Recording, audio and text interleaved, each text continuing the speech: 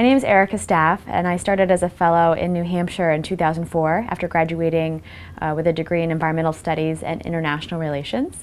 And then I moved down to Pittsburgh, where I had the opportunity to become PennEnvironment's clean water advocate. My name is Garber. I'm the field director at PennEnvironment. I started as a fellow in 2005 in New Jersey, where I worked on renewable energy and energy efficiency policies. And then I moved to Pennsylvania and eventually became the field director, where I oversee the largest field program and political organizing program for an environmental group in the state.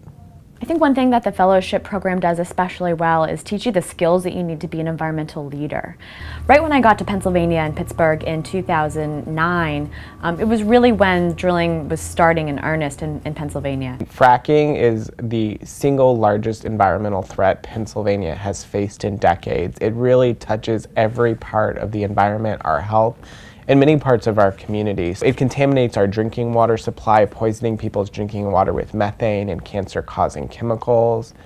It's destroying our state forests, where we've leased out huge swaths of the beautiful parts of Pennsylvania to drilling, to cut them up with roads and pipelines.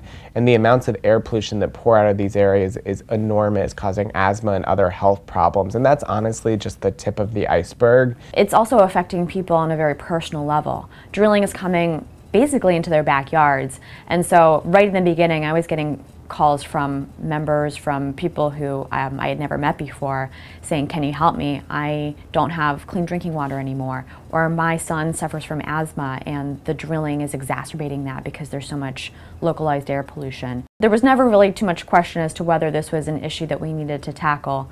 It was more about, what do we do about this? Are regulations enough, or is this something that we just need to fight to stop altogether?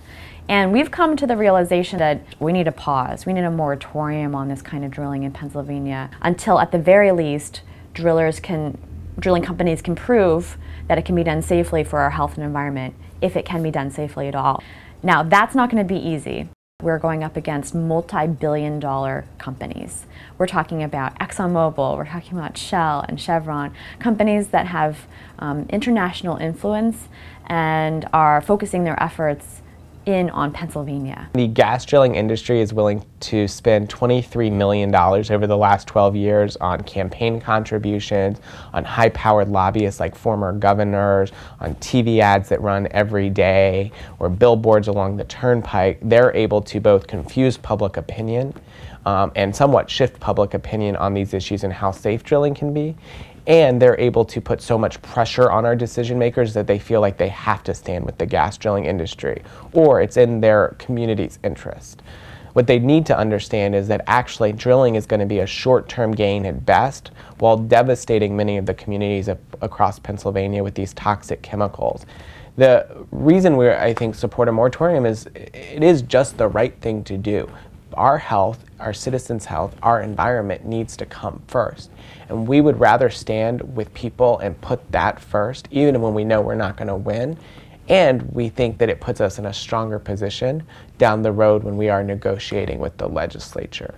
So right now, a huge goal for PennEnvironment, a tactical piece of it, is to get 100,000 Pennsylvanians to call for a moratorium on fracking, so that we're saying with one clear, loud voice, you have to put our health and environment first, and this is how you do it. We are more powerful when we have more people working with us.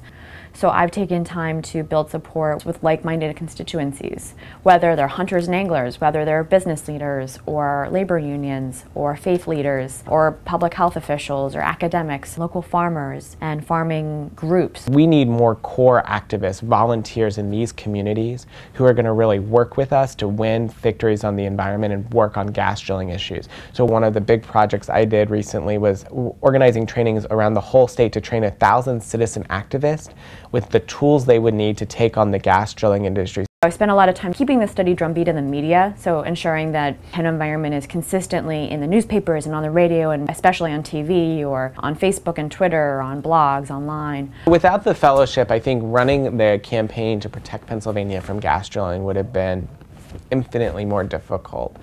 I wouldn't have had, first off, the skills to actually organize the kind of massive petition drive we're doing, or to train 1,000 activists. Beyond that, though, I wouldn't have even probably been able to craft the strategy. It's allowed me to learn, okay, so if you know that the big victory is not a few years away, how do you craft out that 3-year plan to get us there, to get the political power it's going to take to win? We have the public on our side, and it's going to come to a point when all of the education we've been doing and all of the public organizing we've been doing will pay off, and we'll have an opportunity to really make some great change. If you're offered a fellowship position with Environment America, I would highly encourage you to take it. I can't think of another organization or another program that offers you that same kind of experience, both the combination of the classroom training with the on-the-ground experience, working with a mentor, working with an experienced advocate or organizer who can show you the ropes and give you the responsibility that you have right up front that you wouldn't find anywhere else right out of college.